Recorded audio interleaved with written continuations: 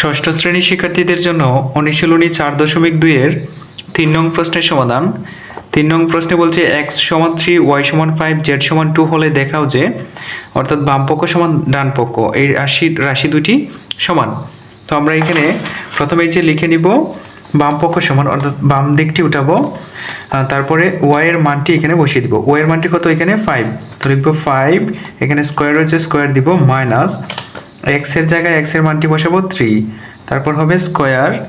তো এখন আমরা হিসাব করে দেখি, 5 এর উপরে স্কয়ার দিলে 5 × 5 হয়, অর্থাৎ 5 5 হবে 25, তারপরে মাইনাস এখানে 3 এর উপর স্কয়ার দিলে হয় 3 3 9, 25 থেকে যদি আমরা 9 বিয়োগ করি তাহলে আসে 16। তো এখানে আমরা ডান পক্ষটি ওইভাবে করে নিব, x এর জায়গায় x এর মান বসাবো কত?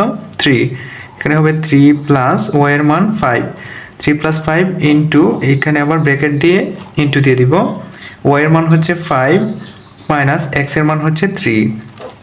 তো এখানে আমরা গুণ করে দিই, 3 এবং 5 আগে যোগ করব, 3 এবং 5 হবে 8 ইন্টু 5 থেকে 3 বিয়োগ করলে হবে 2, এখানে হচ্ছে 8 × 2 সমান 16, অর্থাৎ 16।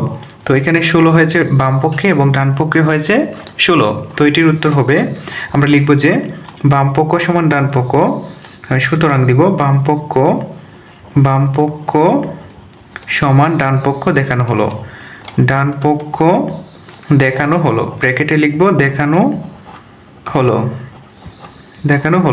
তো এটি হচ্ছে মূলত প্রথম প্রশ্নটি সমাধান। তারপর আমরা দেখি দ্বিতীয় প্রশ্নটিতে রয়েছে ঠিক একইভাবে বাম পক্ষ ডান পক্ষ লিখব, লেখার পর এখানে আমরা x এর মান বসাবো, x এর মান কত? 3, হবে 3 প্লাস y এর মান হচ্ছে 5, 3 + 5 হোল স্কয়ার।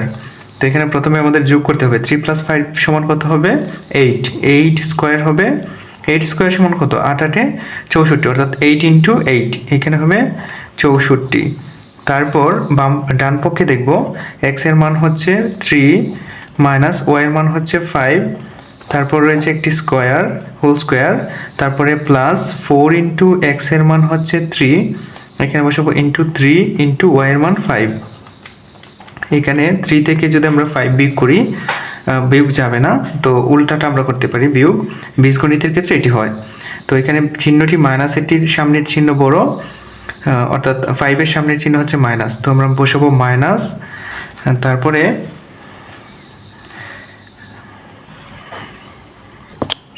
অর্থাৎ বড় সংখ্যাটির আগে মাইনাস চিহ্ন, তাই মাইনাসটি বসাবো এবং 5 থেকে 3 বিয়োগ করব, হবে 2, এখানে হবে -2 হোল স্কয়ার, প্লাস এখানে আমরা গুণ করে দেব, 4 3 কত হয়? 12, 12 5 হবে 60। তো তারপর -2 × -2 সমান হয়ে যাবে প্লাসের 4, প্লাস 60 সমান কত হবে? 60 এবং 4 যদি আমরা যোগ করি তাহলে হয় 64 বা 64। তো ডান পাশে হলো আমাদের 64, বাম পাশে হলো 64। তো আমরা লিখতেই পারি যে সুতরাং বাম পক্ষ সমান ডান পক্ষ দেখানো হলো, বাম পক্ষ সমান ডান পক্ষ দেখানো হলো, ব্র্যাকেটে লিখবো দেখানো হলো, বলছে যে দেখাও যে, তা আমরা লিখবো দেখানো হলো। তো এটি হচ্ছে 2 নং প্রশ্নটির সমাধান। এবার দেখবো আমরা 3 নং প্রশ্নটি।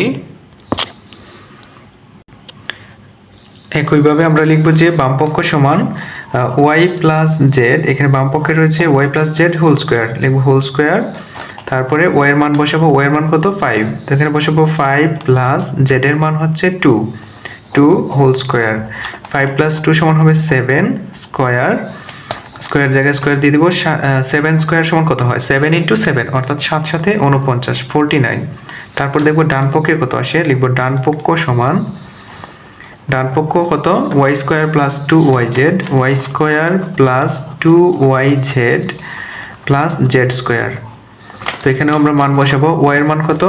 এখানে রয়েছে 5, বসাবো 5 স্কয়ার, স্কয়ার জায়গায় স্কয়ার দিব, তারপরে 2 × y এর মান হচ্ছে 5, z এর মান হচ্ছে 2 প্লাস 2 স্কয়ার, অর্থাৎ z এর মান 2।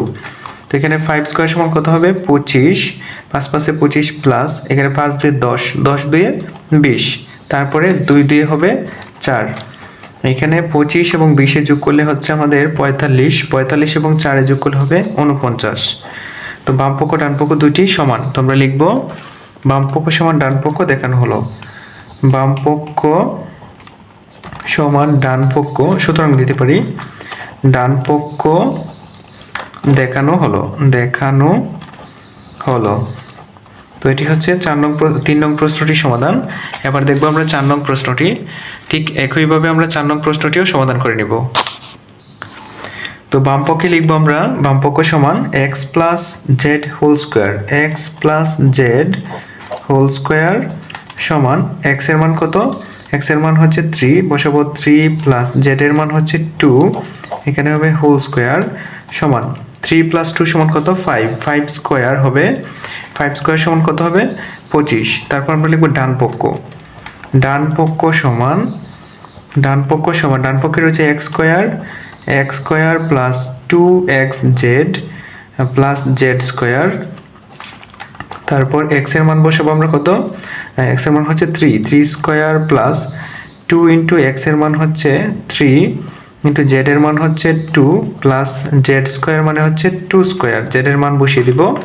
এখানে 3 স্কোয়ারে আমরা যদি ভাঙি তাহলে হয় 9 প্লাস, অর্থাৎ 3 3 9, এখানে হবে 3 2 6, 6 2 12 প্লাস 2 স্কোয়ারে ভাঙলে হচ্ছে 4। তারপরে এখানে 9 প্লাস 12 হচ্ছে 21 আর 4 হচ্ছে 25। তো এখানে হয়ে গেল ডান পক্ষেও 25। তো আমরা লিখবো সুতরাং বাম পক্ষ সমান ডান পক্ষ দেখানো হলো। বাম পক্ষ সমান ডান পক্ষ দেখানো হলো। তো এগুলোই ছিল মূলত আমাদের 4.2 এর 3 নং প্রশ্নের সমাধান। প্রিয় শিক্ষার্থীরা, যদি ভিডিওটি ভালো লাগে অবশ্যই লাইক, কমেন্ট এবং শেয়ার করে দিবেন। ধন্যবাদ সকলকে।